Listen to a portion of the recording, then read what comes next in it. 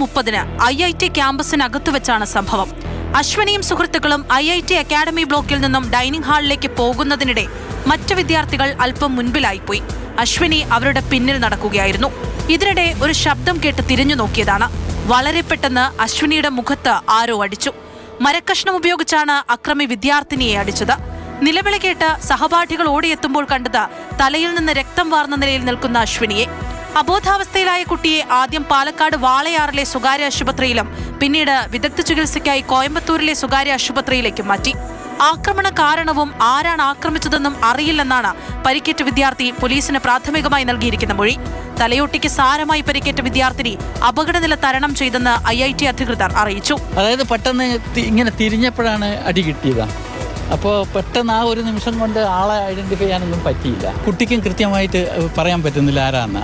She was not able to identify അത്. Police വളരെ കാര്യമായിട്ട് തന്നെ അന്വേഷിക്കുന്നുണ്ട്. They have already started their investigation. രാത്രി അശ്വിനിക്കൊപ്പം ഉണ്ടായിരുന്ന സഹപാഠികളുടെ മൊഴിയും പോലീസ് രേഖപ്പെടുത്തിയിട്ടുണ്ട്.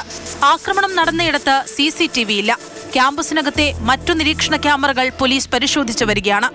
ക്യാമ്പസിനകത്ത് നിർമ്മാണ പ്രവർത്തികൾക്കായി എത്തിയ അതിഥി തൊഴിലാളികളെ കേന്ദ്രീകരിച്ചും പോലീസ് അന്വേഷണം നടക്കുന്നുണ്ട്. പാലക്കാട് ജില്ലാ പോലീസ് മേധാവി അജിത് കുമാർ നേരിട്ട് IIT-യിലെത്തി പരിശോധന നടത്തി. വേറെ ലീഡ് നമുക്ക് ഇതുവരെ ഇപ്പോൾ കിട്ടിയിട്ടില്ല. ജസ്റ്റ് കുറച്ച് ഡീറ്റെയിൽഡ് ആയിട്ട് ഇപ്പോൾ നോക്കേണ്ടതാണ്.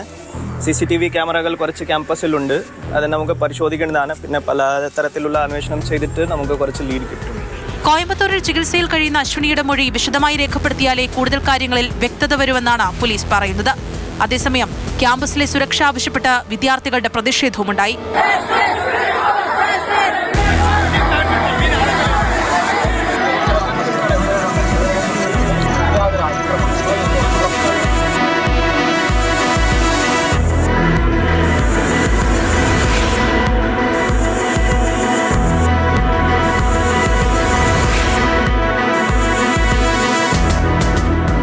മാതൃഭൂമി ന്യൂസ്, പാലക്കാട്.